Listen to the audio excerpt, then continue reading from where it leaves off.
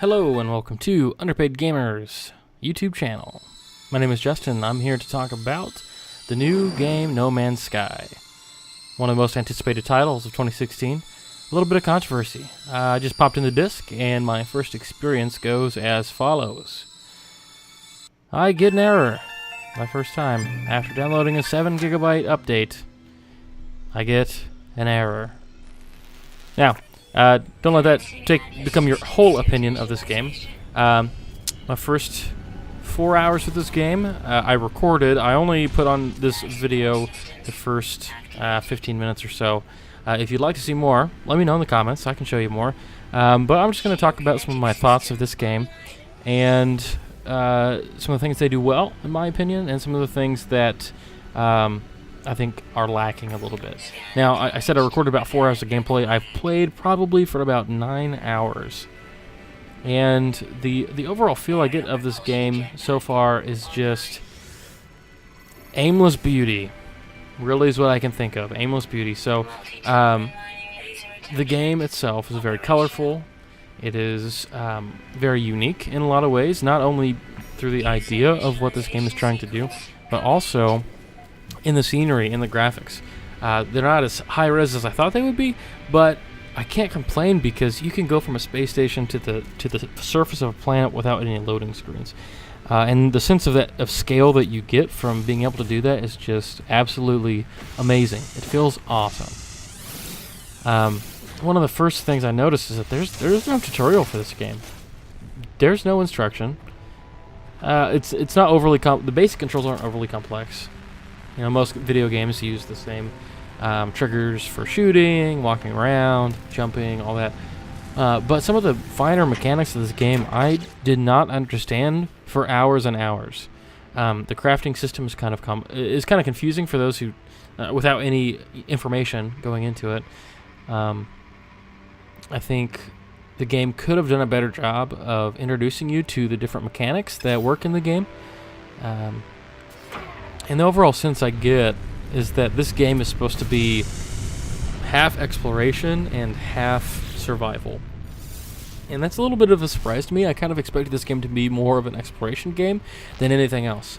But you really have to keep track of all of the energy in your mining, in your life support, in your ship, your thrusters, your shields, all these different types of materials you have to micromanage to make sure you have enough of. And early on in the game, you have such a limitation placed upon you within your inventory and your hold of your ship. It's so low that it is very frustrating. Some of the good things, I really enjoyed the fact that there are different alien races here with distinctly different cultures. And while when you interact with the storyline and when you interact with other creatures, it gives you like a text-based interaction. And I was a little bit disappointed. I wanted some nice narration, at least for the main story. But this game is so vast, and there really isn't a main story as far as I can tell, besides some ancient race. It makes sense that they had to do everything text-based. But I do enjoy that each alien race feels very unique. It feels like its own culture. I also enjoy the language base of this, and I think some of you might be like, oh, Justin, seriously? You like the language part? That's just like running around and collecting things. Well, yes, you do collect things, but I enjoy unraveling the mystery of that language. It makes me think of Final Fantasy X with the Al-Bhed primers. I just ate that up. I loved it. So I like the idea of language and the different cultures and feels you get from the different races that you meet as you go along. Now, I make a pretty dumb mistake here. I'm like, oh, look, I got a jetpack. Ouch. I wanted to play around with it for a little bit. So again, I think one of the first struggles I had was just kind of like the aimlessness of it. Like, I understood at this point that I needed to fix my ship. And I have this vague impression that I need to be getting to the center of the universe. Part of that has to do with the fact that I was paying attention to the internet before, and I kind of understood that is what they were looking for. At least that's like the end of the game, technically, is when you find the center of the universe. So, beyond that, I guess the point is exploration, and I think that's cool and all, but I wish there was a way that the game made you feel more accomplished for your exploration. Like, scanning things, putting your name on is awesome, but the fact that, no one will likely ever find these planets kind of makes it a little bit, like, worthless to me. Like, I mean, there's some satisfaction in discovering things and seeing it for yourself for the first time. But I kind of got the impression from before this game was released that you would see other players, and so my mind was that it was going to be almost like a race to see who can discover the most planets, or if there was some way to like share your discoveries with your friends, be like, hey, look at these planets I found, and you could like look at the scan book of your friends, or you could get the coordinates of planets that they've discovered. I think those would be really cool features that they could add to this game, just to add a little bit more depth, and I don't know what the right word is for it. Depth, I guess, is it for the game. So you feel like you can share it with your friends. Like that feels a lot cooler, So those are some of my first impressions with this. Later on, I really struggle with getting money, which I thought would be really easy since there's minerals everywhere. Eventually, towards the end of my time, since the last time I played, I found a planet with golden spires, literally towers of gold.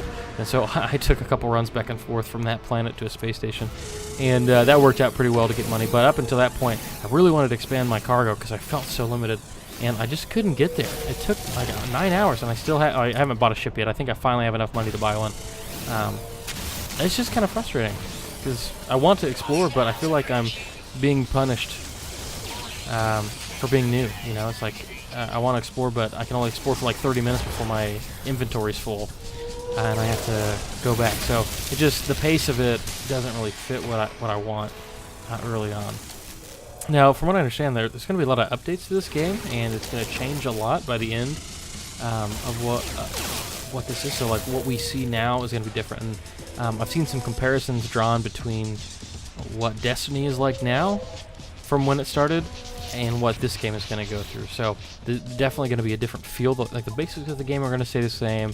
The mechanics are going to work generally the same. There are going to be some tweaks. There's going to be some additions to the content, new ways to interact with the game, some new content to make us happy. But overall, I mean, I am impressed with this game. I know it was a small team that created it, and it's a very ambitious project. 18 quintillion or 16 quintillion planets, whatever it is, it's a lot. It's just really ambitious, It's a cool idea, and it brings some innovation to the gaming market, and that's all we need right now is innovation. Because I feel like so many of the games we're getting, a lot of the games we're getting are just cut and dry, same thing as the last generation, just better graphics, and we're just getting the same stories, we're getting the same plot lines, we're getting the same mechanics. It's all the same, and this game, I think, adds some freshness, like using this generation as a way to play with what we can expect out of a game. 16 quintillion planets. We'll never be able to see this whole game, and I find that intriguing and awesome. So overall, again, I think this game is worth a shot. If you listen to our podcast, which I highly encourage you to do, I gave this Underpaid Gamers review of $45, and how we do it, we always give a dollar value to how much we think it's worth, how much a game is worth money-wise. So when it hits that price point, now that we've played it, what should it be? And I gave it $45 because it's just like one real nice bump down from the standard price. Just because I'm just disappointed compared to the expectations that I feel like were put on this game, and a lot of it is the developers themselves. I feel like there were a lot of things that they said that they didn't follow through with, and maybe they will come with updates. But the point of a game is to be finished, right? Like, what's a story that's not finished? You wouldn't buy a book without an ending, so why would we buy a game that's not finished? Really, with the advent of DLC and the increasing amount of internet connectivity nowadays, almost every game seems like they release it. There's a huge day one patch.